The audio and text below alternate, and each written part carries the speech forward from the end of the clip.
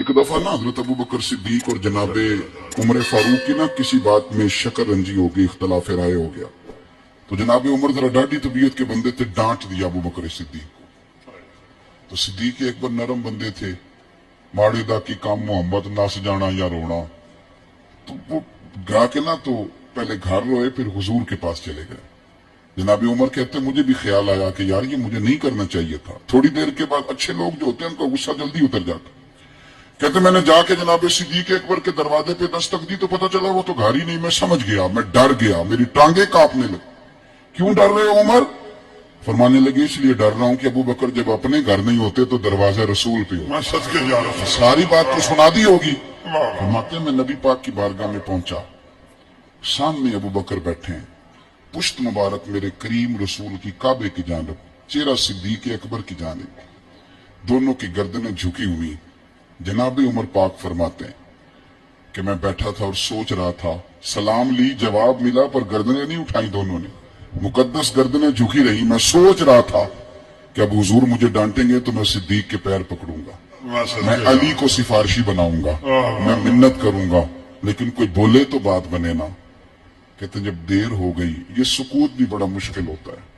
ओहो, अगर कभी वो चुप कर जाए तो ये भी बड़ा मसला है, महबूब भी चुप कर जाए।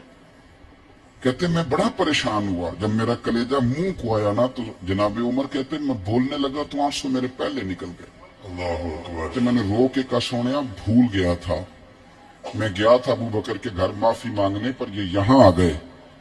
ये मेरे दोस्तों इसे मेरी तकरीर ना समझना, मेरे रसूल पाक के ये असल लफ्ज आपको किताब में मिलेंगे। आप तबकात इब्न साद उठा के देखें।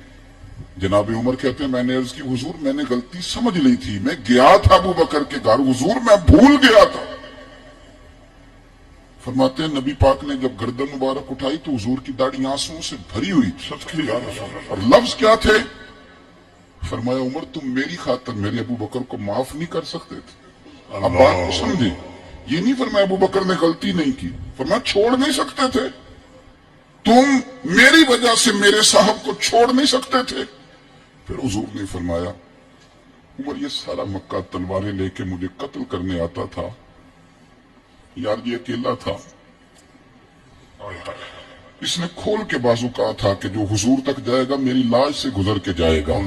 फरमाया दुनिया भूल जाती है, मुझे याद है अबू बकर सिद्दीक ने माल भी दिया, औलाद भी दी, मेरी खातिर छोड़ नहीं सकते थे। जनाब उमर कहते हैं मैं उसके बाद समझ गया कि मेरे मुस्तफा की रजा इसी में है कि अबू बकर को राजी रखा जाए। सुभान अल्लाह। आप मेहरबानी सुनो, फौरन सुनो, फौरन इसके बाद नबी पाक अलैहिस्सलाम ना शारे हैं दीन के। हुजूर जो चाहें किसी के लिए हलाल कर दें और जो चाहें किसी पर हराम कर दें। एक शख्स ने कहा था हुजूर 3 नमाजें पढ़ूंगा, इस शर्त पर मुसलमान होता हूं। फरमाया 3 ही पढ़ना, कलमा तो पढ़ना। हुजूर शारे हैं, उलमा इस लफ्ज को जानते हैं, मैं ज्यादा खोलता नहीं। हर शख्स को इजाजत है, अगर वो हुकूक अदा कर सकता है तो एक वक्त में 4 निकाह करे, उसे इजाजत है। अगर हक दे सकता है तो इजाजत है। मौला अली ने भी इरादा किया सैयदा की मौजूदगी में अल्लाह कि मैं दूसरा निकाह कर लूं, सारी कायनात को इजाजत है। तो सैयदा फातिमा के दिल को न तकलीफ हुई, दौड़ी आई हुजूर की बारगाह में। बीबी साहिबा ने जिंदगी भर खोल के कोई बात नहीं की, आज भी आई तो चुप करके बैठ गई। बेटियां बड़ी प्यारी होती हैं, अब्बा ही इन्हें बिगाड़ता है, लाड अब्बा ही देखता है, क्या करें मजबूरी है।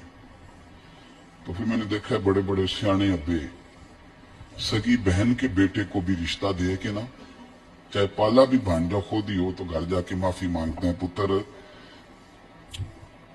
जिन्नी भी खराब ही ना मेरी वजह तो थोड़ा ख्याल फरमाई। बेटी मामला बड़ा अजीब है ना जी। वो सरवरे कायनात के पास सैयद आई तो थोड़े आंसू आंखों में आए। फरमाया फातिमा क्या हुआ? अर्ज की हुजूर कुछ भी नहीं, सबको जायज है तो अली को भी तो जायज है ना, निकाह करना चाह रहे हैं। हुजूर ने खुतबा दे दिया, मस्जिद में लोग जमा कर लिए। आज किस लिए इज्तिमा है? जिहाद की तैयारी है, कोई नई आयत आई है, फरमाया आओ सारे मस्जिद में। खुतबा कितना मुख्तसर सा, मुख्तसर तवज्जो है मेरे भाइयों की? जी बिस्मिल्लाह। देखो मेरे मुख्तसर सा खुतबा, 2 हरफी बात, हुजूर फरमाने लगे, भाई मेरी बात गौर से सुन लो, ये जो फातिमा है ना, ये मेरे जिगर का टुकड़ा है, बिदातु मिन्नी है, ये मेरे जिगर का टुकड़ा है। जिसने इसे राजी किया उसने मुझे राजी किया, और जिसने इसे नाराज किया उसने मुझे, खत्म हो गई बात, दो हरफी बात। हजरत मौला अली कहते हैं बाकी सारे एक दूसरे का मुंह देख रहे थे कि आज इस खुतबे की क्या जरूरत, तो मुझे तो समझ आ रही थी ना। शेर खुदा कहते हैं मैं चुपके से उठा और सैयदा के पास गया, मैंने कहा मैंने तो बात ही की थी, तू पहुंच ही गई है। कहते इतनी देर में हुजूर भी आ गए। फरमाया अली सुन, सबके लिए दूसरा निकाह जायज है, पर जब तक मेरी फातिमा है तेरे लिए जायज नहीं, तू नहीं कर सकता, तेरे लिए जायज नहीं। जनाबे सिद्दीक अकबर के लिए रसूल पाक ने कहा मेरी वजह से छोड़ नहीं सकते थे, सैयदा पाक के लिए फरमाया जब तक मेरी बेटी है तेरे लिए जायज है। इधर सुनो, कुरान मजीद ने कहा कुल्ला असअलुकुम अलैहि अजरा, हम आयत तबर्रुक के लिए हमारे यहाँ पढ़ी जाती हैं और तबर्रुक के लिए सुनी जाती हैं।